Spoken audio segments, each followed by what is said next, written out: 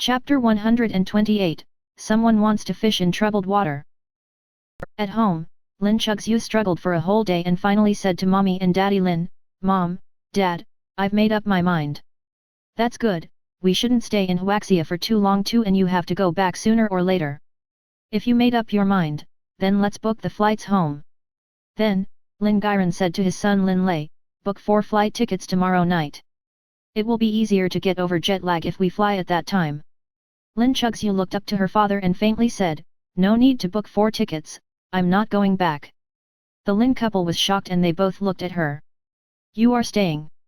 Lin Chuxu nodded. "Yep. Lin Gairan, but I told you that staying is too." "Dad, I'm not staying for him." Lin Chuxu looked at Lin Gairan and said, "I still have my career here. If I leave like this, then it wouldn't be fair for my fans, and the entertainment company you invested in would lose most of its revenue source. You might lose money in this investment then." "Lin Gairan, I don't care about that little money." "Lin Chuxu, I know, but I also don't want to be the reason you lose money. I will have to think of something to do if I get back, so I might as well keep working hard at the entertainment company I'm in right now. I also made my name known to millions of fans after 3 years of hard work, so I shouldn't just let all of this go to waste. I want to be able to make my own dowry, and not have to rely on my family." The entire Lin family looked at Lin Chuxu quietly. After quite a while, Lin Gairan asked, "Are you sure you are not staying behind for Su Cheng?" "No, just like what you said, Dad. If my relationship with him would get anywhere, something would have happened already. When the time comes for him to fall for someone else, then we will talk about divorce." Lin Chuxu sighed. "Lin Gairan, if that's the case, then let Lei stay and take care of you." Lin Chuxu paused for a moment, and then she immediately rejected his proposal. "No." Lin Lei bitterly smiled. "Sis, you don't have to decline that fast. You think I still don't know your temper? You are just going to chill all day, and who knows how many girls in the entertainment industry will fall prey to you."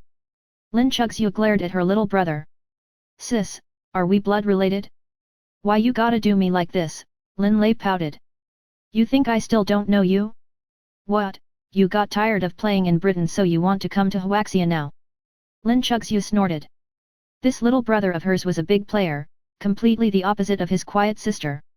Back in Britain, he would always get into trouble and have his dad clean up after him. "Lin Gairan, I know what Huaxia's entertainment industry is like, and that's why I will feel more assured with Lin Lei staying here." Lin Lei nodded. "Sis, I know we don't have as much influence in Huaxia, so I definitely know not to cause trouble. Also, Dad won't be supporting me anymore financially, so I wouldn't be able to act like a spoiled rich heir anymore. But if I can rely on my handsome looks and become someone's sugar baby, then you can't blame me when that happens." Lin Chuxu directly grabbed him by the ear. "So, you are going to sound so righteous while talking about becoming someone's sugar baby when you are a grown-ass man?" "Ouch, sis, stop," Lin Lei immediately begged, "you are an elegant princess to the masses, so you should pay attention to your image. How can I teach you a lesson if I pay attention to my image?" Lin Chuxu rolled her eyes. "I just have to be straightforwardly brutal to deal with you.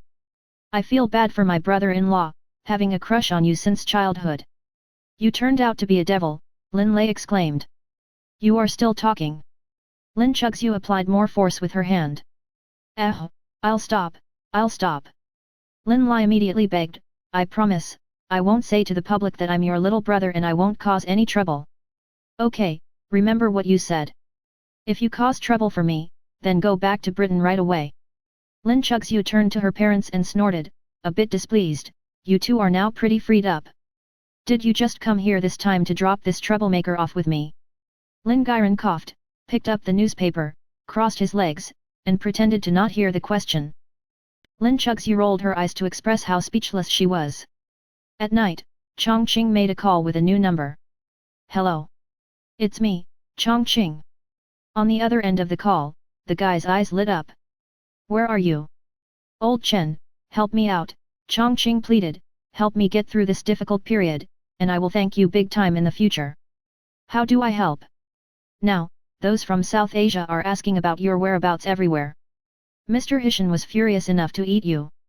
Eastgate doesn't have the capabilities to help you." Chongqing deepened his voice. "Yes, you can. Your East Gate controls the largest port trade in Shangcheng and has the strongest foundation among the 4 gangs because everyone's business needs to involve you. So, you have the influence. Please help a brother out. North Gate's down, and now West Gate's almost done too. We are the legendary 4 gates, you can't just watch us die. Big brother Chong, you also know that the underground world's influence is weakening, and the right path is to immediately wash ourselves clean and get into legal businesses. The city officials all hope that the 4 gates can disappear, despite how hard we are trying not to break the law. Your West Gate just got into trouble, and at this time, I think the most important thing for South Gate and us East Gate to do is not to get ourselves involved in this. Can you understand? But you know very well that in the beginning, the operation to assassinate Su Cheng was a solution planned together by the 3 gates. Now that this tiger has bitten a huge chunk of meat off of West Gate and we are dying, can you really just stand by and watch it happen? Do you think that with Su Cheng's temper, after erasing North and West Gate, they will leave you 2 alone? Why not? There's no eternal enemy in this world, only when the benefits are not enough. If there's something to blame, then you can only blame it on your West Gate dealing in shady business these years, doing all of that money laundering. Chongqing snorted, don't just bash us, are you implying that your East Gate didn't take advantage of your control over the port to smuggle? We all do shady business, or I wouldn't have asked you for help. The other end of the line paused for a moment, and then he asked, you haven't told me, where are you? Chongqing, if possible, I can come to you. No, you think the police don't have eyes on you? Right now I can't possibly meet up with you. How about this? Give me your address, and I will get my guy to pick you up.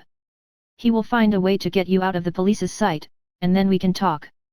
Chongqing, that works too, get your guy to come. After hanging up, in a villa, old Chen smiled as he put down his phone. Then, he said to his bodyguard, get someone with a clean background over.